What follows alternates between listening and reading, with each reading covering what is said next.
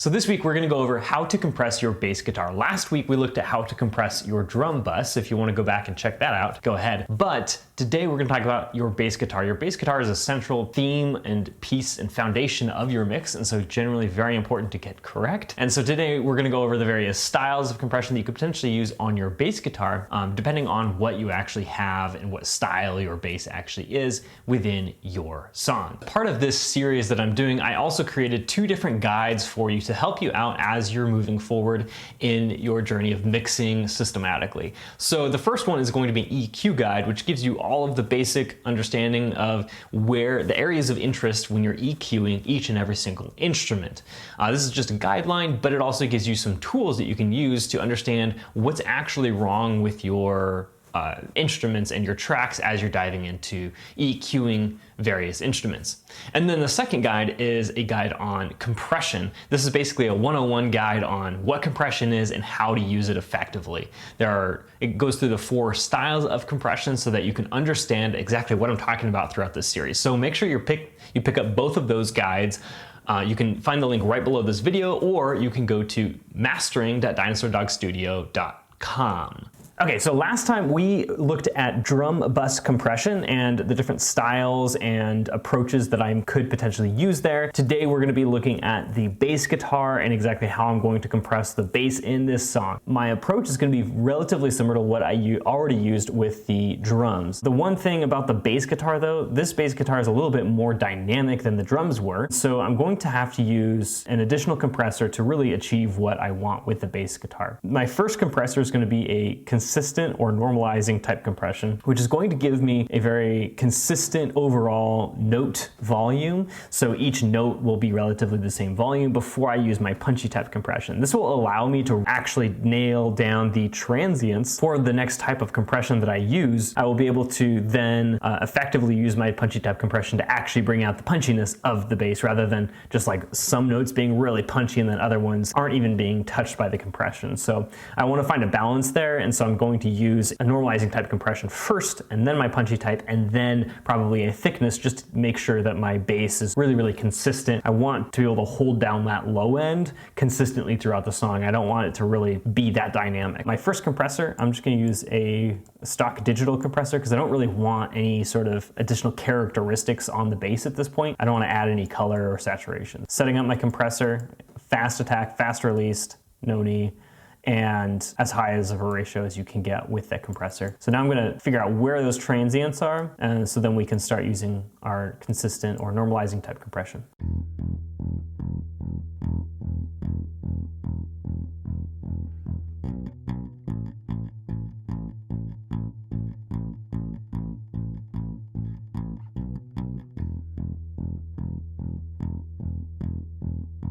So now I have those transients kind of nailed down there. I'm going to adjust my attack. I want a fast attack for normalizing type compression, but I don't want it to be too fast because it's going to just squash the life out of it. So I want to balance there, but I don't want to let the whole transient pass through and have a long attack.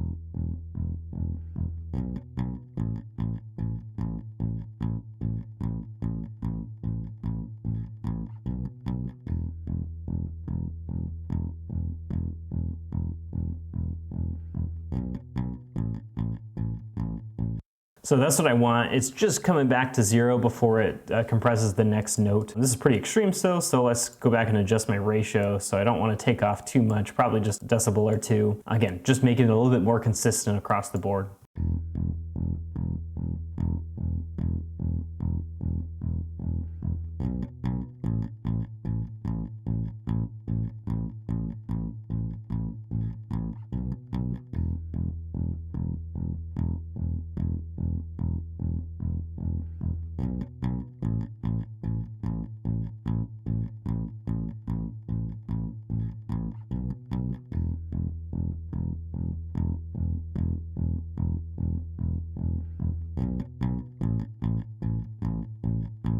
that sounds pretty good to me. Let's add our next compressor. So this is gonna be our punchy type compression. I'm gonna reset my attack or my ratio and release. I'm gonna adjust my attack. My threshold should be pretty close to where I want it. I might adjust the knee a little bit. So the knee is going to allow my compressor to punch in a little bit earlier than when the threshold is actually reached. It's kind of handy to use this for this type of compression specifically, because even though I've already made it a little bit more consistent, I know it's still not going to be very consistent across the board. Cool little tip for you as you're compressing instruments that aren't quite as consistent as a machine. Now let's start working on this. I'm going to add the knee in probably at the end.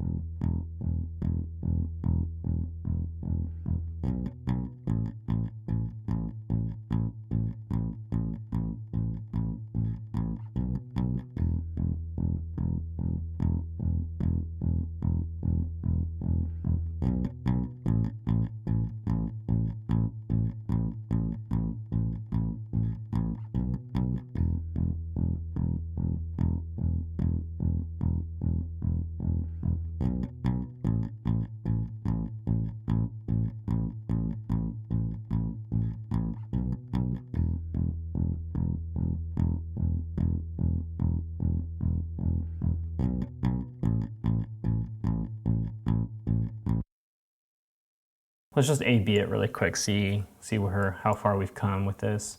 If it's actually making it more punchy or not.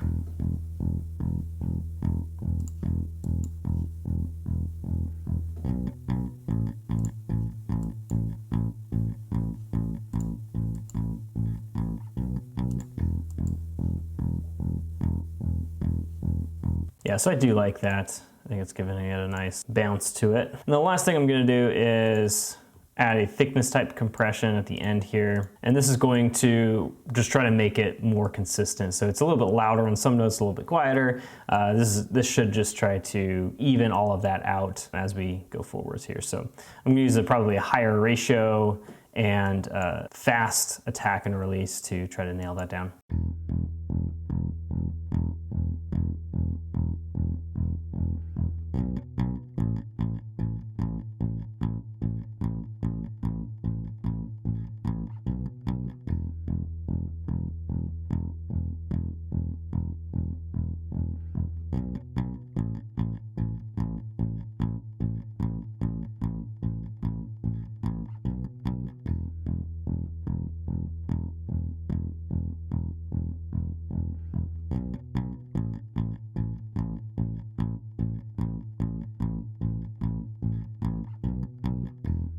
And then I'm gonna mix it in probably around 50%, just because I don't want to, again, I don't want to tame the transients too much from the punchy type of compression I just did. So I'm getting quite a bit of gain reduction on this, but I want to be able to just mix it in enough so that it's providing some more consistent volume, transient attack, but also not taming the transients too much.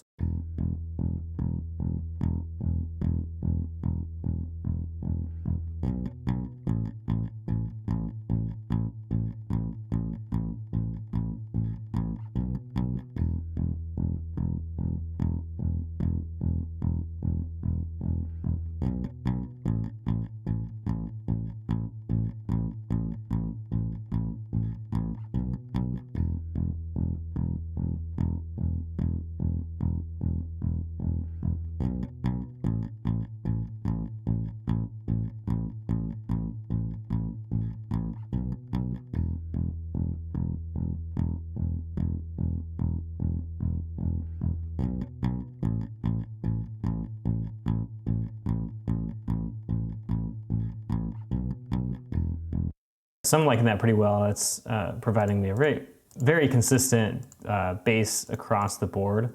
So let's listen to it in context and see if it still fits here.